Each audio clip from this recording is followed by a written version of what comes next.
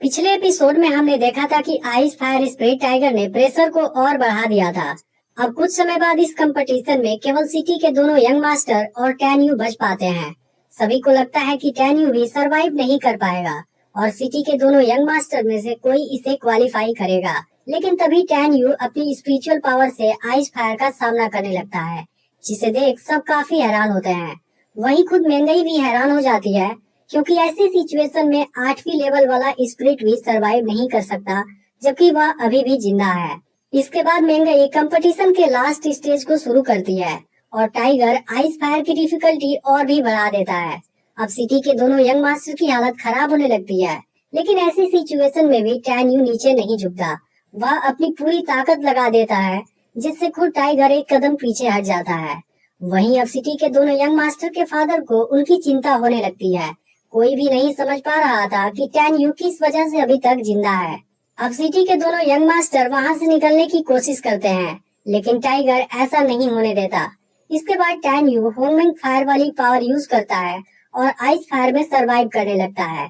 अब कुछ समय बाद यह सिलेक्शन प्रोसेस खत्म हो जाता है, जिसमें सिटी के दोनों यंग मास्टर और टैन्यू सरवाइव कर जाते हैं। लेकिन यह चीज बहुत ही इंटरेस्टिंग होती है, क्योंकि हुआंग-फू सेक्ट इनमें से केवल एक को ही अपना मेंबर बनाने वाला है। इसलिए अब इनका आपस में कंपटीशन होगा, ताकि पता चल सके कि कौन सबसे स्ट्रॉन्ग है। फिर महंगाई तीनों को बताती है कि अब उनका आपस में कंपटीशन होने वाला है और यह चीज एक लॉटरी के द्वारा डिसाइड होगा। अब सिटी का मेयर टैन्यू के पास आता है और उसके बेटे से सामना होने पर उसे हार मानने के लिए कहता है, लेकिन टैन्यू इस बात के लिए उसे इनकार कर देता है। तब मेयर लियांग के पास आता है और उसे अपने बेटे को इस कंपटीशन से बाहर करने के लिए ऑफर देता है।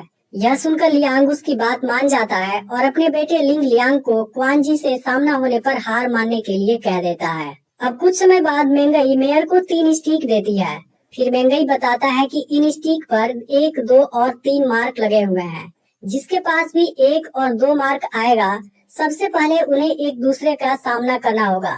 अब तीनों उसमें से एक एक स्टिक निकालते हैं, जिसमें से क्वान जी और लिंग लियांग के पास 1 और 2 मार्क वाला स्टिक आता है, जबकि टैन्यू के पास 3 मार्क वाला स्टिक होता है। अब रूल के अनुसार लिंग लियांग और क्वान जी की आपस में फाइट होने वाली होती है, लेकिन लिंग लियांग पहले ही हार मान जाता है, क्योंकि उसके फादर ने मेयर के साथ डील कर लिया था। अब यहाँ केवल टैन्यू और क्वान जी बच जाते हैं। जिसके बाद महंगाई इनका आपस में कंपटीशन कराती है। अब क्वान जी अपनी तलवार निकाल लेता है, लेकिन इस समय टैन्यू की स्पिरिचुअल पावर कम हो गई होती है, इसलिए वह कोई वेपन नहीं निकालता। अब क्वान जी टैन्यू पर अटैक करने लगता है और साथ ही उसका मजाक भी उड़ाने लगता है।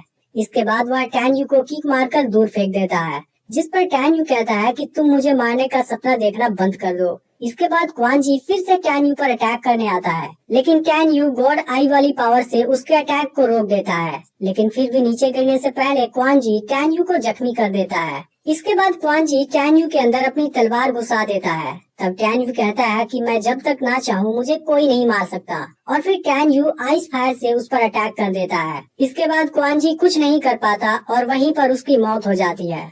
अब मेयर अपने बेटे की मौत से बहुत गुस्सा होता है और इसका बदला लेने के लिए डिसाइड करता है। इसके बाद महंगाई टैन्यू के पास आती है और सभी के सामने उसे हुआंग-फू सेक्ट का मेंबर अनाउंस कर देती है। फिर वह मेयर से कहती है कि सिलेक्शन रूल के अनुसार इसमें कोई भी किसी के मौत का जिम्मेदार नहीं होता, इसलिए तुम्हें बदला लेने का विचार छोड़ देना चाहिए। अब टैन्यू बुरी तरह जख्मी होता है, इसलिए महंगाई उसे उसके घर ले जाने वाली होती है, लेकिन टैन्यू कहता है कि मैं ठीक हूँ और हुआंग-फू सेक्ट जाने के लिए रेडी हूँ। यह सुनकर महंगाई लिंग हू को बुलाती है और टैन्यू के साथ यहाँ से निकल जाती है। अब मेयर अपने बेटे की मौत का बदला लेना चाहता है, इसलिए वह अपने आदमी को हुआंग-फू सेक्ट में इसकी न्यूज भेजने के लिए कहता है, जहाँ पर क्वान जी का कजिन पहले से ही ट्रेनिंग कर रहा है। वहीं अब महंगाई टैन्यू को लेकर सेक्ट की ओर जा रही होती है और इस समय दोनों टियान फा माउंटेन के ऊपर होते हैं। इस दौरान टैन्यू अपने पूरे जख्म को हील कर लेता है और इस बात से महंगाई फिर से हैरान होती है। इसके बाद वह टैन्यू को सेक्ट का मैनुअल देती है, ताकि उसे वहाँ के बारे में कुछ जानकारी हो जाए। तब टैन्यू को पता चलता है कि हुआंग-फू सेक्ट टियान फा माउंटेन के बीच में बना है,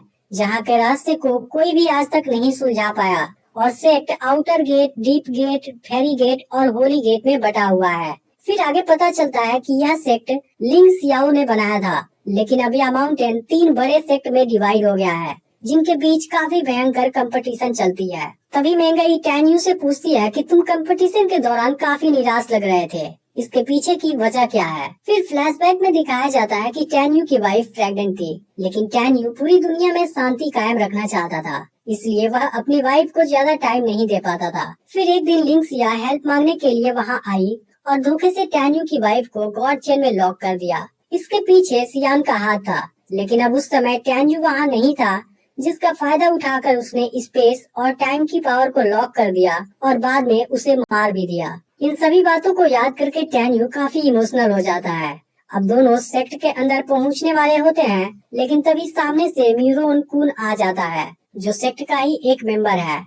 वह मेंगई को पाना चाहता है, जबकि मेंगई उससे बिल्कुल भी पसंद नहीं करती। इसके बाद वह मेंगई के साथ बदतमीजी करने लगता है, जिस पर मेंगई गुस्सा होने लगती है।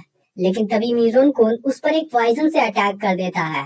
यह देख टैन्यू म्यूरोन कुन को रोकना चाहता है, लेकिन म्यूरोन कुन इससे ज्यादा पावरफुल है। फिर मेंगई म्यूरोन कुन से टैन्यू को जाने देने के लिए कहती है, जिस पर म्यूरोन कुन कहता है कि पहले तुम खुद की चिंता करो, क्योंकि अगर मैंने 1 घंटे के अंदर इसका मेडिसिन नहीं दिया तब तुम नहीं बच सकती। इसके बाद म्यूरोन कुन हंसने लगता है और उसके साथ जबरदस्ती करने की बात करने लगता है। तब यह देख टैन्यू तुरंत म्यूरोन कुन से अपनी जान छोड़ देने के लिए रिक्वेस्ट करने लगता है।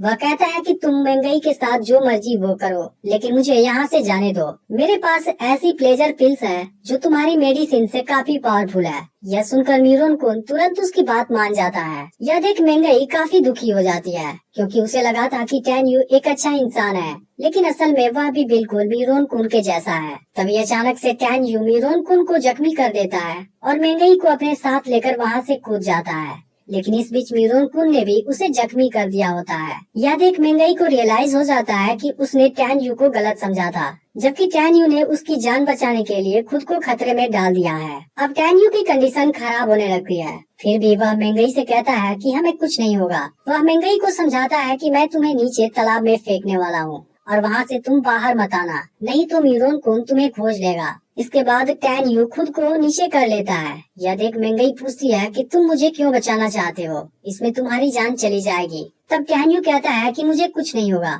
इसके बाद टैन्यू मेंगई को तालाब में फेंक देता है और खुद वहाँ जमीन पर जा गिरता है। तभी म्यूरोन कुन भी यहाँ आ जाता है और टैन्यू की बॉडी को जमीन पर पड़ा हुआ देखता है, लेकिन वह मेंगई की बॉडी को नहीं खोज पाता और उसे लगता है कि मेंगई मर चुकी है, जिसकी बॉडी कोई जानवर खा गया होगा। इसके बाद म्यूरोन कुन उसकी बॉडी पर एक बड़ा सा पत्थर गिरा देता है और वहाँ से चला जाता है। फिर मेंगई पानी से बाहर आती है, लेकिन टैन्यू उसे कहीं भी नजर नहीं आता और वह काफी परेशान हो जाती है। फिर तभी उसकी नजर पत्थर के नीचे पड़े टैन्यू की बॉडी पर जाती है और उसे मरा हुआ देख मेंगई काफी दुखी हो जाती है। लेकिन फिर वह म्यूरोन कुन से इसका बदला लेने के लिए कहती है और वहाँ से जाने लगती है। अब इसका अगला पार्ट भी बहुत ही जल्द अपलोड होने वाला है, इसलिए चैनल को सब्सक्राइब करके नोटिफिकेशन को ऑल पर सेट कर लेना। और अगर पिछला पार्ट मिस हो गया हो तो लेफ्ट वाली वीडियो देख लेना।